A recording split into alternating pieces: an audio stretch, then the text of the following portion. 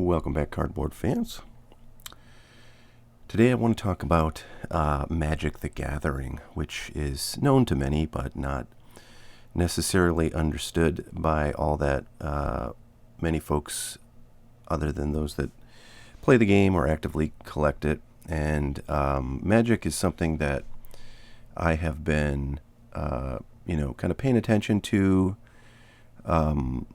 in some way, shape, or form for the last couple of years as I've invested very heavily in Pokemon cards after being in sports cards for many years before that.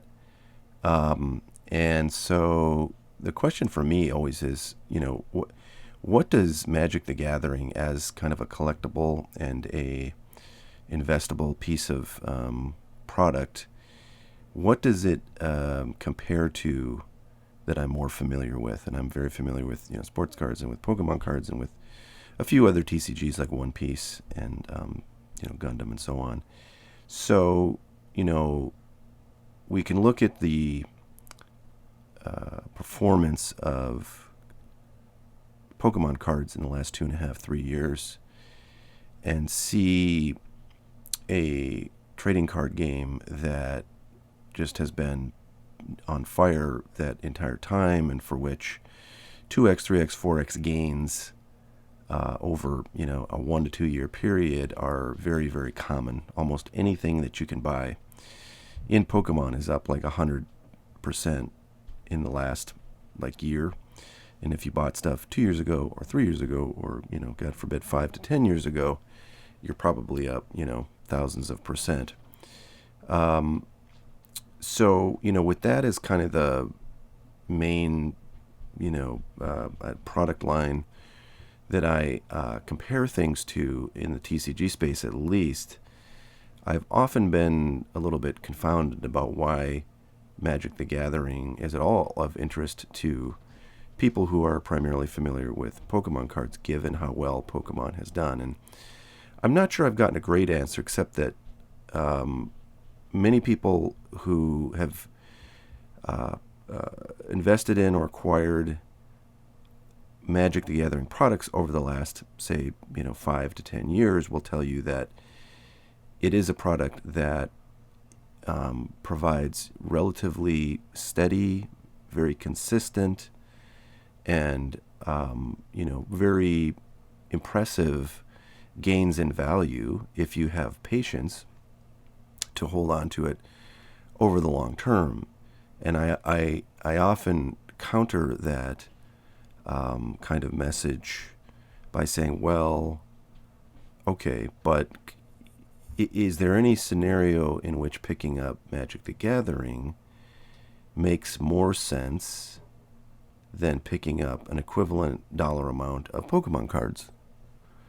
And a lot of people that I ask this question to, actually all the people that I ask this question to, which is not, it's like 3 people, are very familiar with and buy themselves Pokemon cards quite regularly. And the answer to my question is typically, well, maybe, maybe not. It depends on what Pokemon does. But they're confident that Magic the Gathering, in this case I've got Final Fantasy up, but talk about Magic generally and then this product specifically. The answer is that the gains from Magic the Gathering, while not as certainly impressive as what's come out of Pokemon in the last 3 years, are nevertheless, in the world of TCGs and in the world of cardboard generally, perfectly acceptable, and they're better than, for example, what you could get out of the S&P 500 or any stock index of your choosing. So I think that the folks that I've talked to will pick up Magic the Gathering primarily because they're operating LGSs or online stores. They're resellers.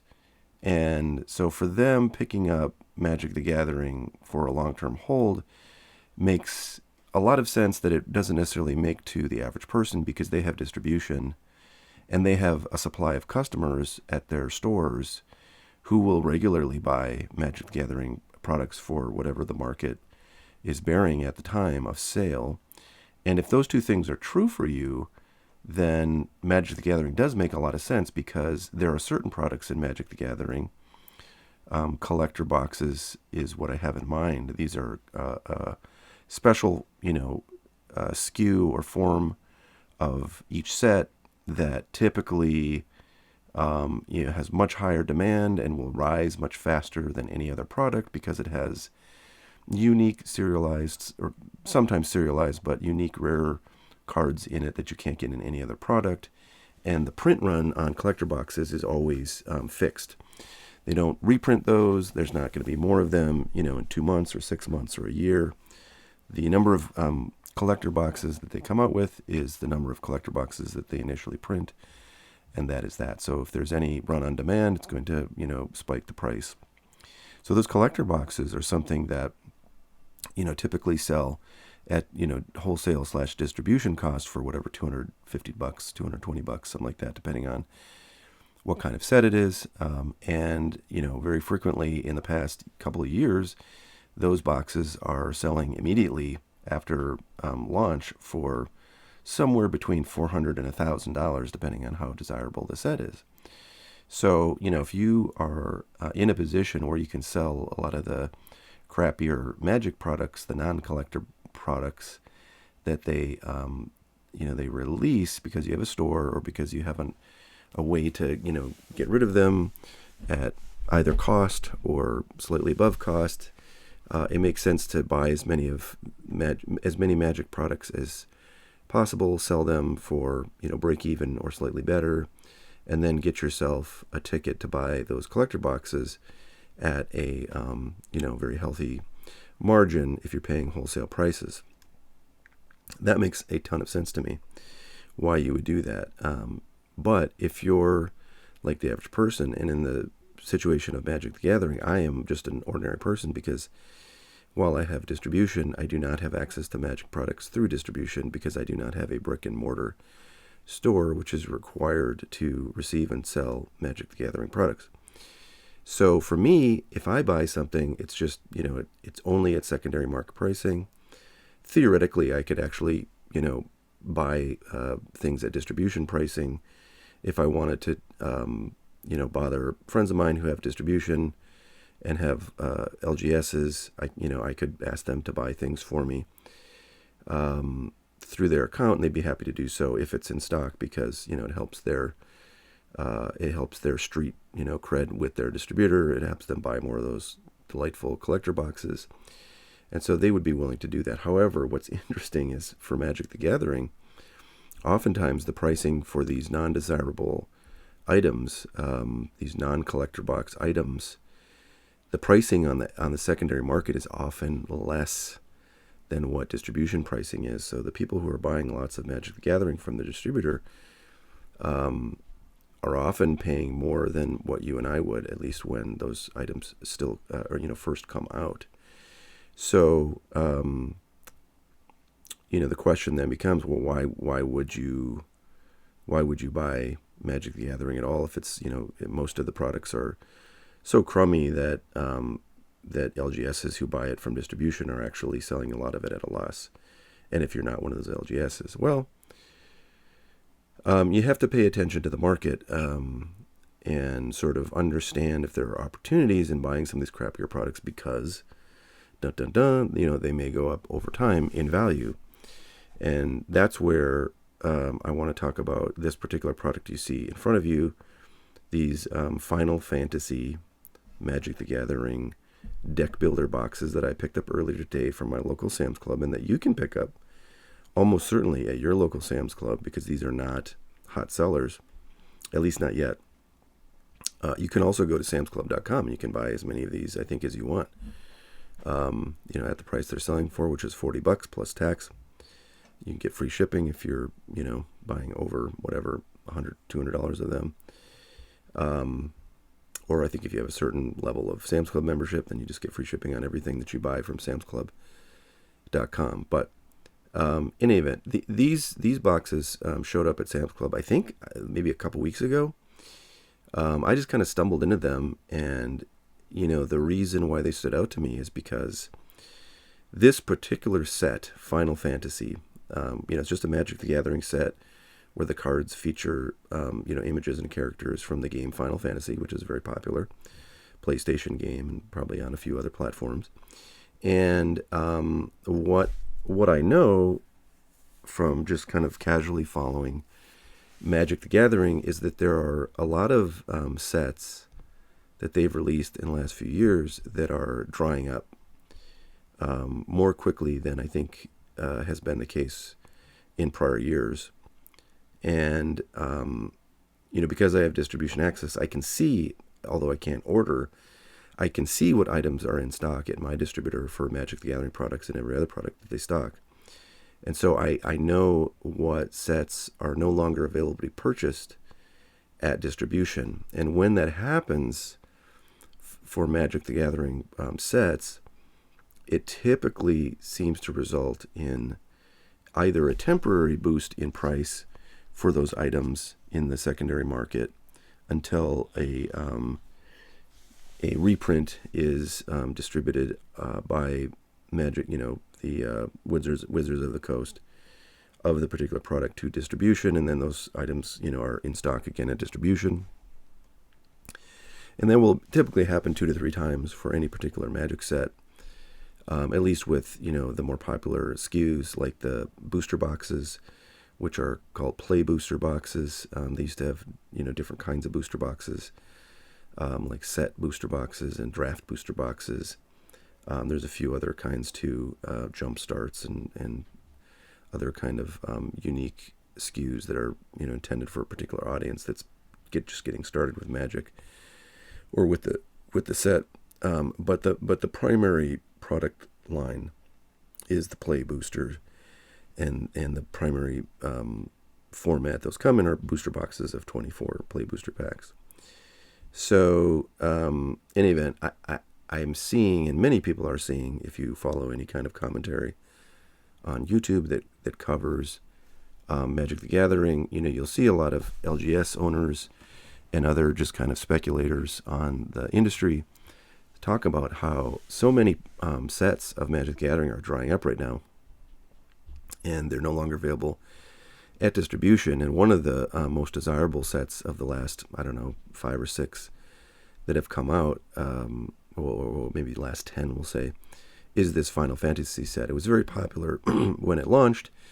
It, became less desirable as, we kind of went into the reprint window for it, and a bunch of the stuff was available, all over the place. But eventually, it seems like it always gets eaten up. There's just a kind of a insatiable and, never-ending demand amongst players of Magic the Gathering and collectors of Magic the Gathering, for products that are popular because of the subject matter. And so things are getting eaten up. A lot of, I saw, probably 5 different commentators on YouTube who have LGSs, or just otherwise pay attention to the market, saying like, boy, it's getting very hard to find these play booster boxes of almost every recent Magic the Gathering set. There's like a handful. I think like Teenage Mutant Ninja Turtles and Spider-Man are kind of like the worst sets of the last 10. And so those, I think, still have products available that you can buy from distribution. Although, as an example, like the Teenage Mutant Ninja Turtle boxes sell at distribution for, I think, like $125 a booster box. But you can, very easily find those for under that price. And I just picked up some at a 4th of July sale online for like $90. So, you can get stuff very cheap when it's still available at distribution. But eventually it will sell out, and, it will dry up, and they won't print any more of it. And when they do that, you'll see a booster box pretty easily go to like $150. And again, if you can buy them for $90 now, that's a nice little gain there. The more popular sets like Final Fantasy play booster boxes are like a bit over $200 right now. And, we haven't seen a supply of those at distribution for many, many months. So we will see, I think, increases in prices on those. So I'm trying to give you, if you're not familiar with, Magic the Gathering sealed products, I'm trying to just kind of give you a sense of opportunities that are out there. And if you're interested in, picking something up, that's a pretty easy item, to get, and it's something that will, I think, appreciate in value. Maybe not, super quickly if there's a lot of reprints of this stuff, but eventually it will go up in value, and perhaps significantly. But the item I'm talking about is the ones that you see on the table here in the video. These guys right here. So these are just little collection boxes that are being sold at Sam's Club exclusively. There's 6 play boosters of Final Fantasy. There's a single promo card in there, which is a Chocobo card, who is a very popular, character in the set. And then there's like some foil lands cards, and then some non-foil lands cards in here as well. Now, the first thing I do when I see something like this is I ask myself, how much are the contents of this product worth, on the market? I will bring you over to TCG Player to look at something which is, let's see here. I want to look at some of the products in this Final Fantasy set, some of the sealed products, and kind of give you a sense of what things are going for. So Final Fantasy, as a Magic the Gathering set, again, has always been, super, super popular. The prices on sealed items has kind of fluctuated a bit as we've seen, a lot of reprints happen. The big ticket in the Final Fantasy set is this collector box, which when these came out, I think they were like $1,100 out of the gate, and everybody kind of said, "Oh my God, that's crazy town." They might have gone down to like $1,000 for a few months, but now they're consistently selling for $1,500. So that was a great investment. 50% gain on your money if you bought these at $1,000 out of the gate. But what we're talking about is much more pedestrian. That's the play boosters. These are just the kind of utilitarian booster product. They have a lot of cards in them that are $5, $10, $15, $20. And largely the value is because they're useful cards in playing the game, but a lot of people want the cards, for that reason, and so that creates demand, and then they have value in the secondary market. There may be some $100 cards in here, but mostly the kind of cards that are higher value like that are going to be in the collector booster products, and the boosters, the play booster set, the cards that you can get out of the play booster packs, are largely going to have lower dollar cards, but the expected value of a play booster box is so much higher than almost anything else you can get anywhere in collectibles. And we could take a look at that, but that's not the focus of this video, so I might save that for later when I want to do a kind of analysis of expected value for a variety of different cardboard collectible products, so you can get a sense of which items have highest expected value. But what I really want to focus on is the kind of the price per pack of these play boosters. And actually, I misspoke. It was it's 30 cards in a box and not 24. So when we're doing price per pack analysis, which we'll do right here. So these are going for, it looks like pretty consistently about $220. We'll look at the last few sales. And sure enough, they're all $220. A bunch of these sold today. So if we, I have a calculator up, but I'm going to do 220 divided by 30. Price is $7.33 per pack in these booster boxes. And here's what's crazy. So $7.33 per pack is what you get, is what you pay if you buy a box of these at $220.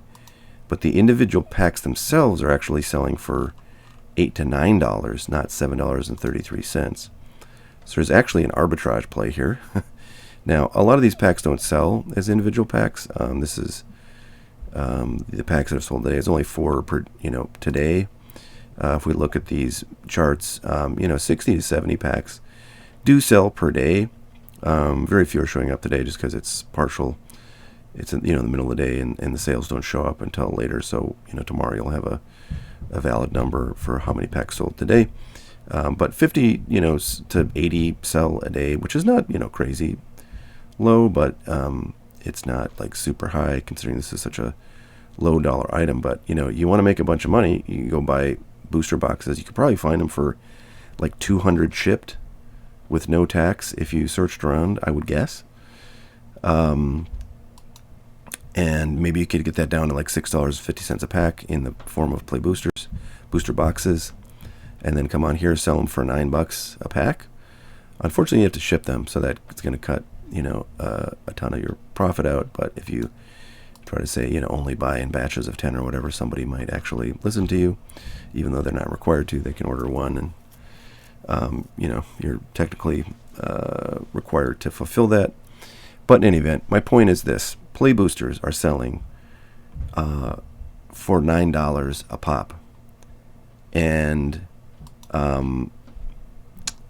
what is the price of the play boosters, the 6 you get in here? Well, that's a good question. The price of this box is $40.